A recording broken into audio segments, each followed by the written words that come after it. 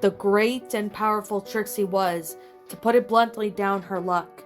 It wasn't bad enough that she had spent an awful week trapezing through bogs, bushes, and endless woodland, before finally doubling back on herself and escaping the ever-free freaking forest. It wasn't bad enough that she had escaped only to find some pony, had dragged her caravan to the outskirts of Ponyville, and left it there in the skylight still open, so her feints were waterlogged from the rain. It wasn't even bad enough that she hadn't actually been paid for her work.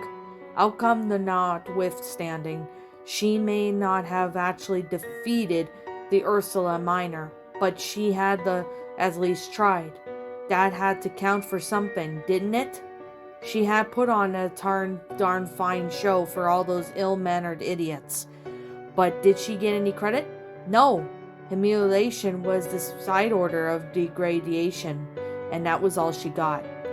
No, besides all that, she also had to deal with the fact that while she was still fighting for her life against the rampant vegetation and the occasional far too feet creature, her critics were set to work on her good name. The reputation she had spent years crafting was mud after Ponyville fiasco, and no amount of protesting her innocence had put the shine back on. Those hateful bumpkins had obviously spread vicious rumors while she was indisposed of all that had preceded her arrival in neighboring towns and villages.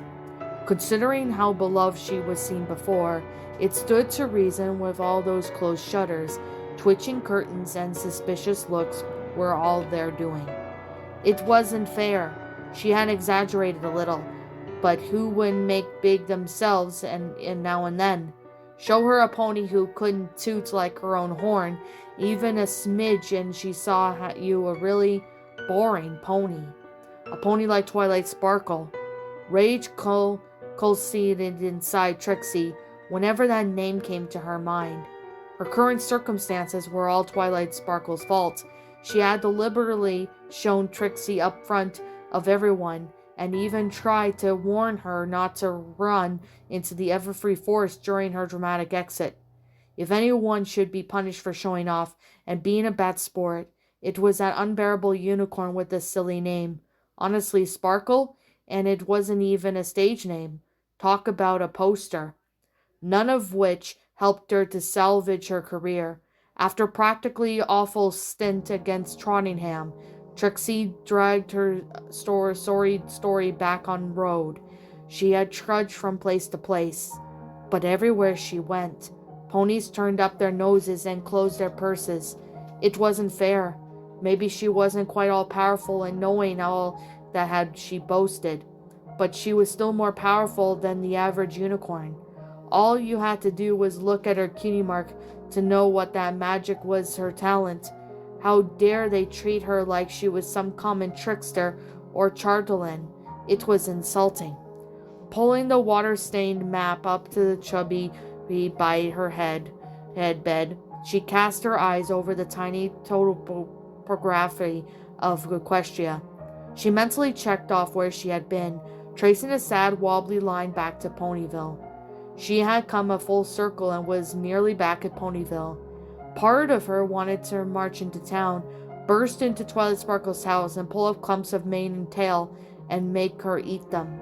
A larger part, however, wanted to steer clear of that place. "I'm quite close to Canterlot," she murmured, pressing a hoof to her chin in thought. Traveling alone could be awfully lonely, even more so when nobody wanted to speak on your destinations. Sometimes when she wasn't feeling so great and powerful, she talked to herself just to hear a friendly voice. How pathetic was that? Damn that Twilight Sparkle. Damn her and her stupid little friends, and her pet dragon too. Trixie had always avoided Canterlot as a rule. Performances there ran a risk of comparison with the Princess Celestia. No unicorn, no matter how tragically talented, could compete with an alicorn in terms of sheer power. since they saw her all the time and felt her protective enchantments surrounding them on a daily basis. Ponies in Canterlot were more blasts about their magic in rural or small town ponies. They were pickier about their entertainment too, more likely to scoff at their act and make her feel so small on her own stage, until she went to Ponyville. That kind of high-class heckling had been on Trixie's worst fear. No performer likes to be mocked when they're doing their best. Now, however, times were different. She had very few options left. Maybe she had reasoned that she could go and drum up the new reputation herself in Canterlot, which switch career paths. Since this one was in tatters, maybe it was time to do that away with the whole one-mare show idea and finally settle down. Maybe she could run an apothecary shop in one of the shopping districts, or set up a small business selling potions, glamours, and minor enchantments. Even Canterlot ponies would fall prey to love charms, magical zit creams, and hoof readings. At all of her heart ponies wanted a bit romantic in their magic in their lives. It took several days to walk to Canterlot. By the time she arrived, the great and powerful Trixie had become hoof-sore and weary Trixie, closely followed by just want some food and sleep Trixie. Night was drawing in as she fetched up the bottom of the mountain to which the wondrous city was attached. As per her luck lately, she had missed the last transport up and would have to wait until morning for the next. Great, she muttered with an angry sigh. Then Trixie will simply camp right here. A note of defiance crept into her tone, although there was no one around to hear it. Tomorrow Trixie will begin to a fresh start, and pony favors to all who bring her down. No pony can truly conquer the great and powerful Trixie, mightiest magical mare of all of Equestria. Her ears flicked her outwards of a habit, straining to hear the thunder of applause, but the only hoof beats she had heard were her own when she entered her caravan. She was deciding between a can of beans and a can of creamed corn when a stump rattled and the windows. It sounded like something heavy had hit the ground outside. Jumping up, Trixie planted her hooves far apart and aimed for the horn at the door. When the sound didn't come again, she backed up a step, wondering whether she would have been better off not moving at all.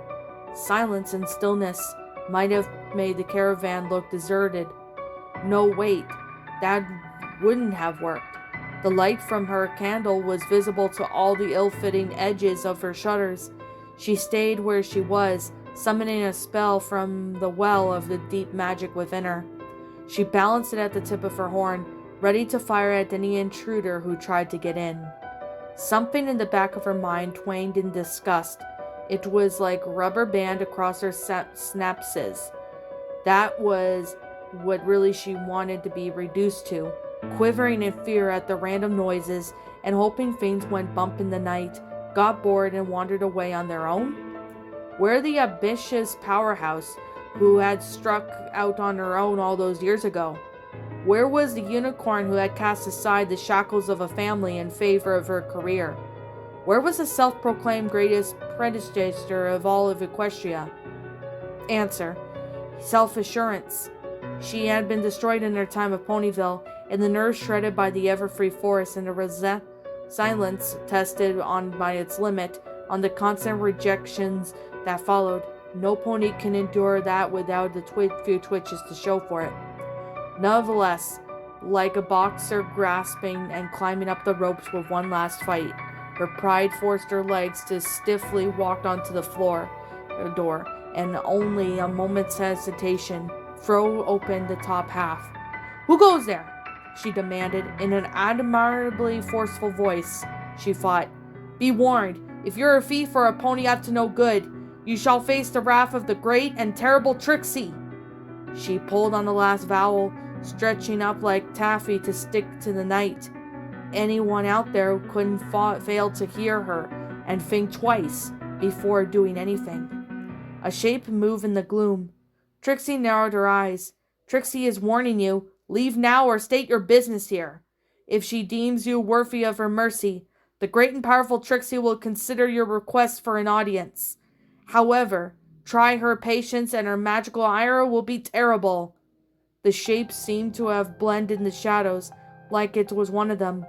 Trixie squinted, but she couldn't make out a sort of detail to tell if the creature was a pony, donkey, goat, griffin, or something else. After some of the things she had seen in Everfree Forest, she didn't want to know what kind of something else might be. She murmured a brief incantation and switched the spell in her horn to a light ball, which lit the area outside her caravan better than any other torch.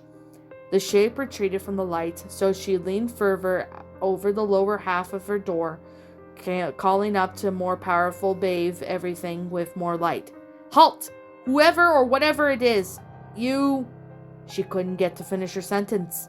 Before the words could leave her mouth, two shapes dived out of the shadows above her light ball that had made darker.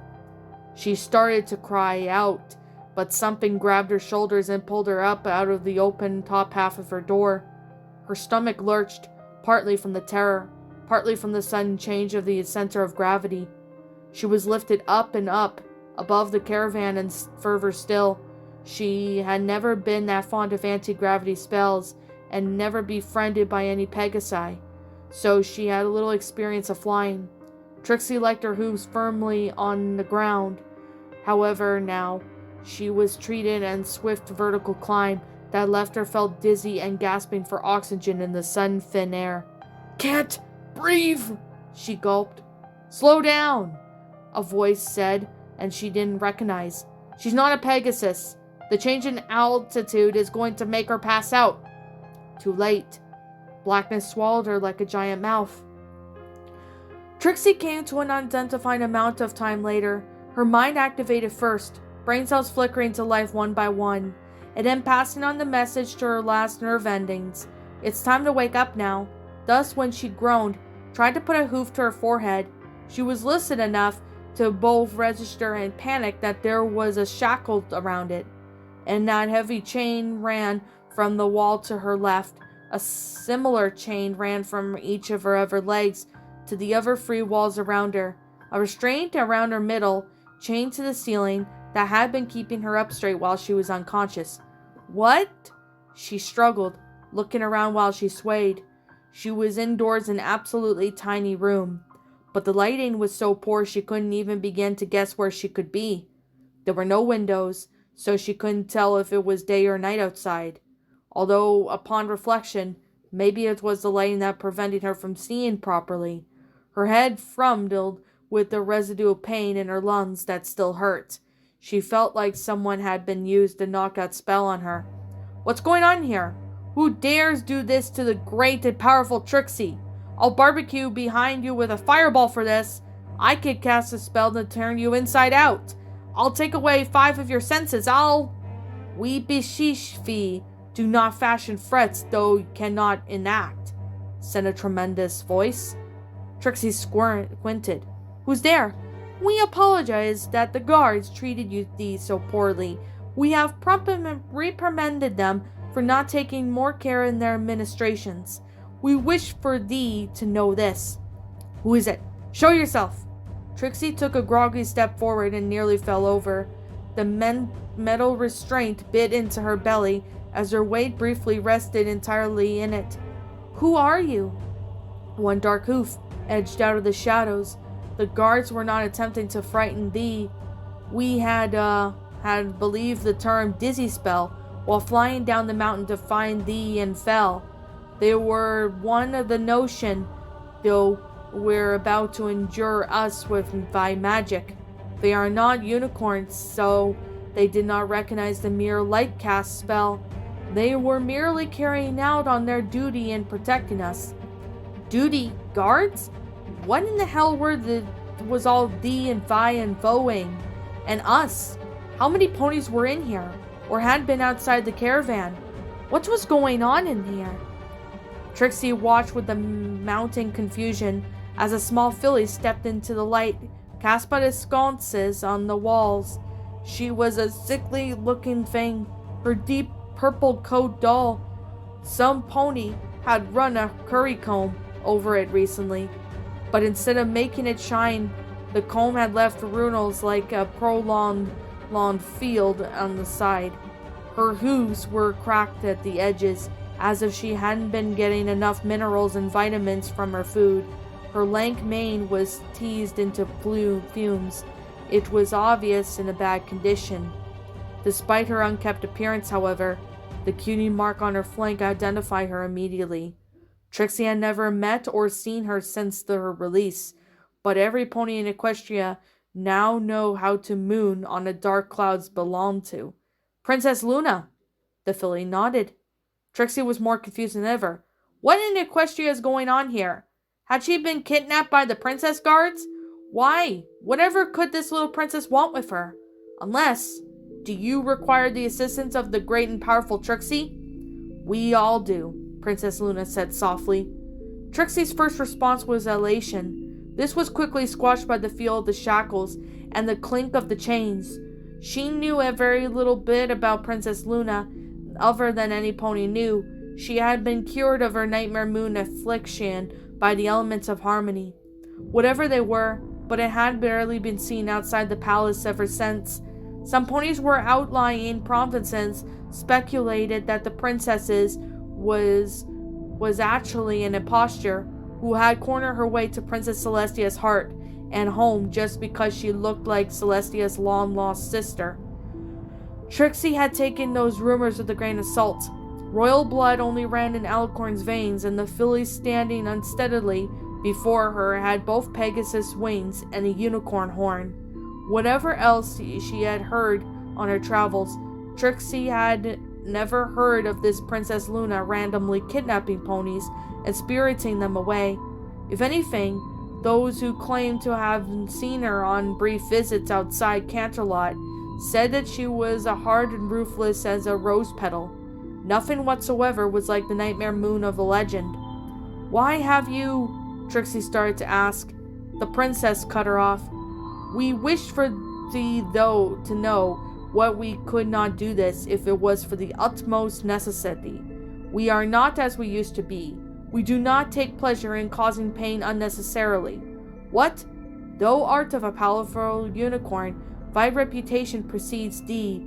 Thy talent is raw magical power. We are in need of power becoming normal once more, after our return from the moon robbed us for much of our strength. We are not as we once were. Instead, we're translated into this feeble form. Though wilt agree, this wasn't as suitable for a pony our position. We must become strong again if we are able to rule beside our sister, as was always intended. Though her voice quivered and speaking seemed to take a lot out of her. Steel and lace the princess's words. It sent a chill through Trixie. Princess Luna looked like a filly, but she sounded like someone far older and more severe. Someone who had seen and done the things that had aged her inside. Trixie's eyes widened. She liked this and less, flattering it as if to think of the other royal unicorns Alicorns would do and know of her. This was not how she envisioned her triumph entrance to Canterlot society. She tried to take a step back, but the chains prevented her from doing more than shuffling a few inches. Trixie doesn't understand, she said. If the princesses want her to work for them, all they have to do is ask. Our sisters do not require any service, and neither do we, said Princess Luna. Only fight power. But we would ask thee to be silent. It's easier that way. We would have allowed to remain in state. But alas, the magic talent slumbers with its processor, sir. Therefore, we require thee to be awake if we were to take it. She took a shaky step forward towards Trixie. Please do not fight us. This is for the greater good.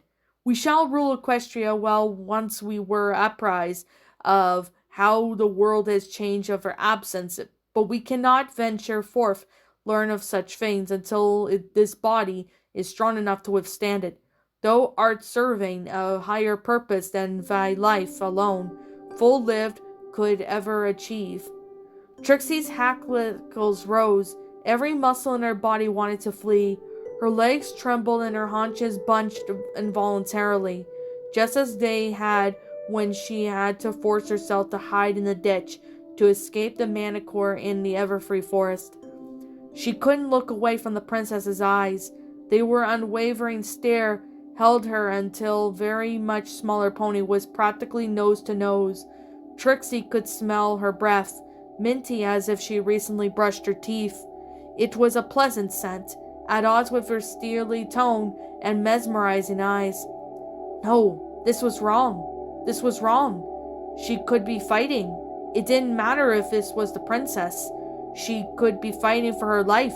Instead, all she could do was watch, her mind screaming, but her body immobile, as if in a blinding spell that she hadn't sensed being cast. A greasy wave of dread slid right through her. Princess Luna raised her muzzle to Trixie's horn and a bit off. It didn't come off cleanly. The princess's teeth were unnaturally sharp, but she still had to tug on the last part free. Trixie reeled, and she was so stunned that she was for sure going to fall over. Even though her restraints made it impossible, she wouldn't process what just happened.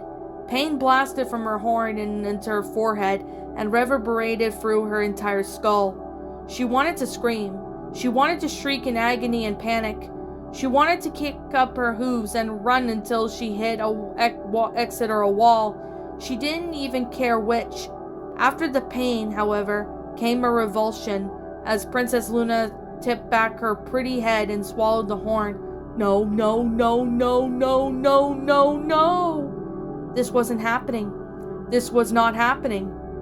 Cataclysmic destruction had hit, and the great and powerful Trixie hadn't seen it coming. Every cell in her was alive in pain with unrelenting certainty, as this could not be happening. It was a dream? It was a hallucination? No, it was a nightmare. Nightmare? Moon? No, it was Princess Luna, who raised her face once again and fastened her mouth over the bleeding stump. It was as ruthless as a rose petal, Luna who sucked at the wound. Trixie shook as she recalled that ever as before as Nightmare Moon. Princess Luna had chosen the path of darkness and turned back the ways of light.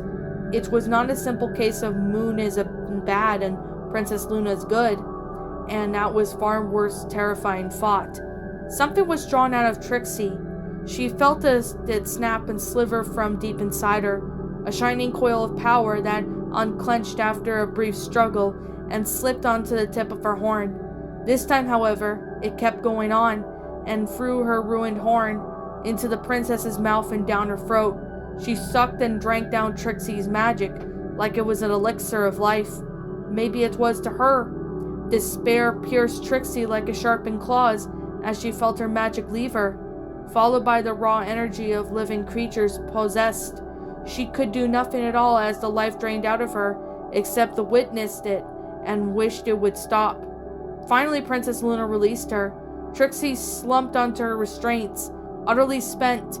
Something wet and warm slid down her face and onto her forehead. She was too weak to form the thoughts of what if it was. Her eyes flickered closed. Breathing hurt. Everything hurt. And inside was profound emptiness. And what hurt most of all? "We thank thee," Princess Luna said, as if Trixie had just lent her a hanky or passed dish at dinner. Trixie opened her eyes to see her turning away to speak at the two Pegasus ponies in uniform who had come up behind her. They wore such royal insignia on their chests and a tiny extra attachment, a silver moon that swung beneath Celestia's chest. "Hast thou who dealt with these mere trappings?" Princess Luna asked the Pegasi.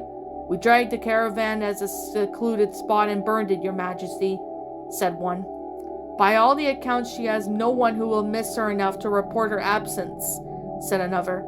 "Our research indicates that she is a nomad with no family, a perfect candidate, as we said earlier." "No," Trixie thought dully. "Someone will notice. Someone will realize the great and powerful Trixie is missing. We'll dispose of the body while you make your ways back to the palace, your majesty." "We thank thee," Princess Luna said in the exact same tone that she had used on Trixie. She breathed in deeply, standing taller than before. Literally, her frame seemed to have grown, so she looked less sickly filly and more like a mare with a luxurious coat. Even her mane and tail seemed to have grown.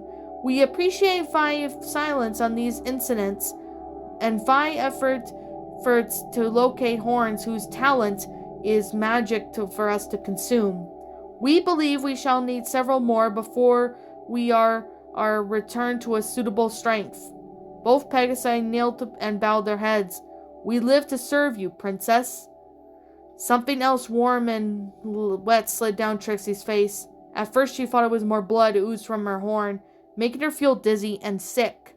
She remembered something about unicorns sitting on the artery, and better to keep themselves conscious while they used their magic. She realized as she faded away that she was crying, which prompted her to do something she hadn't done since the day she adopted her bombastic stage persona and its all mannerisms. I'm scared. The dark mouth unconscious swallowed her up again, but this time the teeth snapped shut behind her. Celestia looked up from her reading as the door opened and Luna crept onto the stage gap. Her little sister kept her head down, eyes fixated on the floor, as afraid to meet her eye. Luna, Celestia greeted warmly, come in. It's cold and draughty hallway. Come and warm yourself up by the fire. She nodded at the hearth of crackling logs, a few feet from the pile of cushions where she always nested a reed. A fire guard kept any sparks from setting light to anything, and flickering glow made the room seem cozier. Luna tiptoed inside as she was afraid that she might be told at any moment to leave again. It broke Celestia's heart every time she saw her sister act that way. Yet another example of how she had changed since they were together. Luna used her to be confident and delicate with her task of raising and lowering the moon.